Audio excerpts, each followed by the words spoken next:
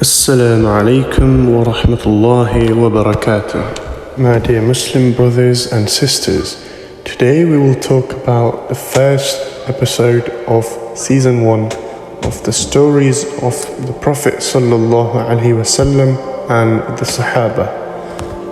Bismillahir Rahmanir Rahim. For 9 years since his selection by Allah for his mission, the Prophet sallallahu alaihi wasallam had been delivering the message of Allah in Mecca and making all-out efforts to guide and reform his community, excepting a few persons who had either embraced Islam or helped him, though not accepting his creed.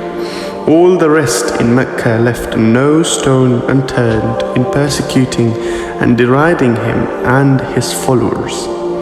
His uncle Abu Talib was one of the good-hearted people who helped him in spite of his not entering into the fold of Islam. The following year, on the death of Abu Talib, the Quraysh got a free hand and therefore accelerated their sinister pursuits without check and hindrance. At Taif, the second biggest town of Hijaz, there lived Banu Thaqif, a clan strong in number. The Prophet ﷺ left for Taif with the hope of winning them over to Islam, thus giving quarter to Muslims from the persecution of the Quraysh, and also establishing a base for the future propagation of Islam. On reaching Taif, he visited the 3 chieftains of the clan separately and placed before each of them the message of Allah Azza wa Jal, and called upon them to stand by his Prophet's side. Instead of accepting his message, they refused even to listen to him, and notwithstanding the proverbial Arab hospitality, each of them treated him most contemptuously and rudely. They plainly told him that they did not like his stay in their town. The Prophet ﷺ had expected a civil, even a cordial treatment and due to courtesy in speech from them, as they were the heads of the clan. But one of them sneered, "Hey, Allah has made you a prophet?" The other exclaimed with derision, "Could Allah not lay his hand on anyone else beside you to make him his prophet?" The third one gibed at him, "I do not want to talk to you, for if you are in fact a prophet, then to oppose you is to invite trouble. And if you only pretend to be one, why should I talk with an impostor?" The Prophet ﷺ, who was a rock of steadfastness, did not lose heart over this check from the chieftains and tried to approach the common people, but nobody would listen to him. Instead, they asked him to clear off from their town and go wherever else he liked. When he realized that further efforts were in vain, he decided to leave the town, but they would not let him depart in peace, and set the streets urchins after him to hiss, to hoot, to jeer at, and to stone him. He was so much pelted at with stones that his whole body was covered with blood, and his shoes were clogged to his feet. He left the town in this woeful plight. When he was far out of the town and safe from the rabble, he prayed to Allah thus, in English, "Oh my Allah, to you I complain of the feebleness of my strength, of my lack of resources, and my being unimportant in the eyes of people.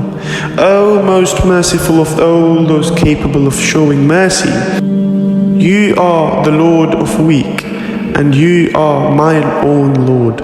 To whom art thou entrust me, and to an unsympathetic foe who would sullenly frown at me, or to an alien to whom thou hast given control over my affairs.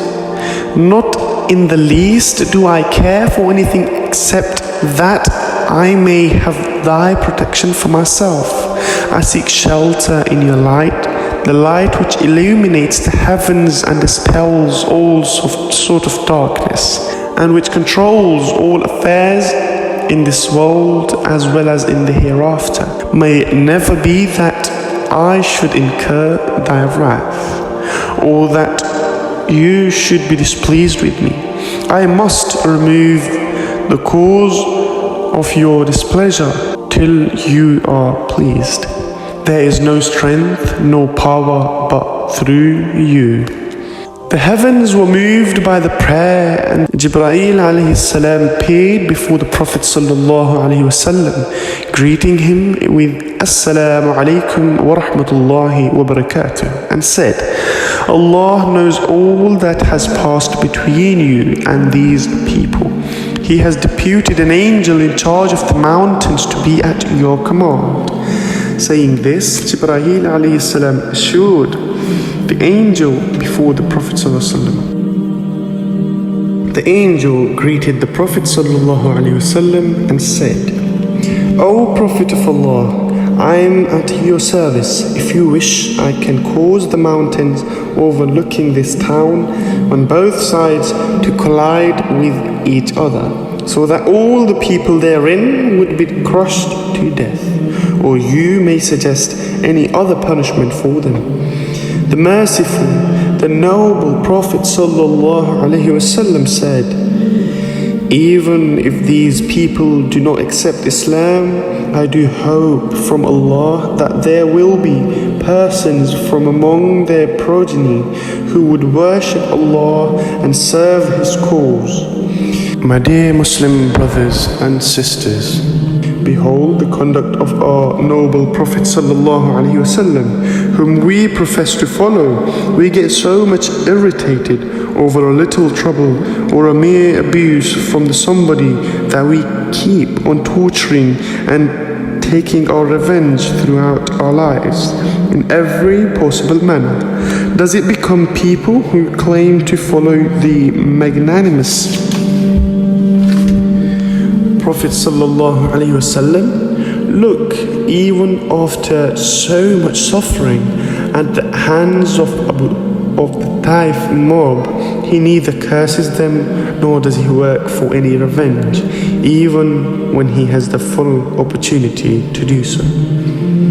My dear brothers and sisters in Islam, that was it in this video, and inshaAllah in the next video we will talk about another story of the Sahaba. So make sure to subscribe to our channel and like and share. Assalamu alaikum wa rahmatullahi wa barakatuh.